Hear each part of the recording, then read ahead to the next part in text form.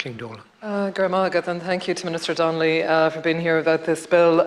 You know, the Regulated Professions 2022, and I know it's to look at certain cohorts of registrants with the Medical Council, that you're making amendments, and as you mentioned here, to the Medical Council's complaints investigation process, and then also to look at the registration of social care workers.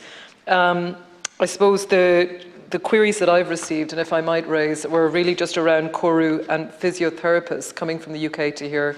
I know, Minister, you've answered a number of questions in relation to this in the Dáil as well, but I suppose if I might ask, the demands that have been put on people coming, and as you're looking at here, you're looking at interns and on the medic side, but for physiotherapists, there are certain demands around, say for example, they either can do an aptitude test or a period of adaptation when they come here to Ireland.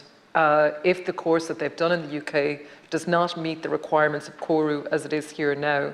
The challenges that I've seen with two representations that came to me was around the delays it's taking, that they want to start working as physiotherapists here, but the delays and the additional costs perhaps, and the frequency of the exams. So for example, for physiotherapists, from what I understand, I'm open to hearing feedback on this if you are able to comment, but that the exam is only twice a year. It's an additional €500, which I understand is a cost to the candidate that's coming through.